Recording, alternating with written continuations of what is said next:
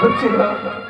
দিন রাত কয়দিন অকথ্য অত্যাচার আমি সহ্য করতে পারছি না, পারছি না প্রেমকে জীবনে অকথ্য নির্যাতন সহ্য করতে।